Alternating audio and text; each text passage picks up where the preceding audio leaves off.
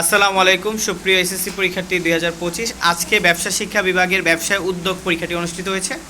আমরা এরই মধ্যে সিলেট বোর্ড এবং ঢাকা বোর্ডের বহু নির্বাচনী সমাধান দিয়েছিলাম। তো তারই ধারাবাহিকতায় আমরা এখন কুমিল্লা বোর্ডের ব্যবসায় উদ্যোগের সমাধানটি নিয়ে হাজির হয়েছি। কুমিল্লা বোর্ডের যারা রয়েছে তারা এই ভিডিওটি দেখতে পারো, বাকিরা চাইলেও দেখতে পারো, স্কিপও করতে পারো। সো দেখতেই পাচ্ছ, পণ্যের গুণাগুণ, আকার এবং রং ইত্যাদির উপর ভিত্তি করে পণ্য মূল্য স্থির করাকে কী বলে মনে রাখবা। এটাকে যখনই মূল্যের কথা আসবে তখনই তাকে বলে হচ্ছে প্রমিতকরণ। নিচের কোনটি পণ্য প্রতীকের মধ্যে অন্তর্ভুক্ত নয়? আচ্ছা, ডিভাইস, অক্ষর এবং লেবেল এগুলো হচ্ছে পণ্যের প্রতীকের মধ্যে অন্তর্ভুক্ত, কিন্তু মোড়ক পণ্যের প্রতীকের মধ্যে অন্তর্ভুক্ত নয়। আমরা একটু ফার্স্ট অ্যান্সারগুলো বলি। মিসেস সানজিদার যেই উদ্দীপকটি রয়েছে এটা 3-এর হবে খ, 4-এর অ্যান্সার হবে ঘ, 5-এর অ্যান্সার হবে খ, 6-এর অ্যান্সার হবে খ,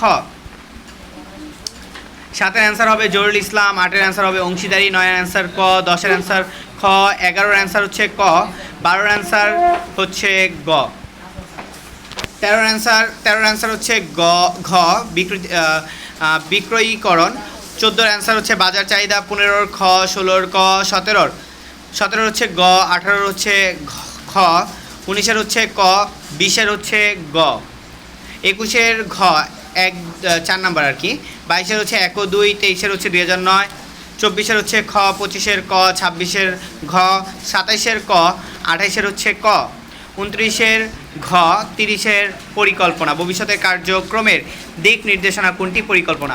সো আশা করি যারা কুমিল্লা বোর্ডের শিক্ষার্থী আছো তাদের পরীক্ষা ভালো হয়েছে। কার কয়টি হয়েছে কমেন্ট করে জানাতে ভুলবে না। আজকের মতো বিদায় নিচ্ছি, নেক্সট ভিডিওতে দেখা হবে ইনশাআল্লাহ। আসসালামু আলাইকুম।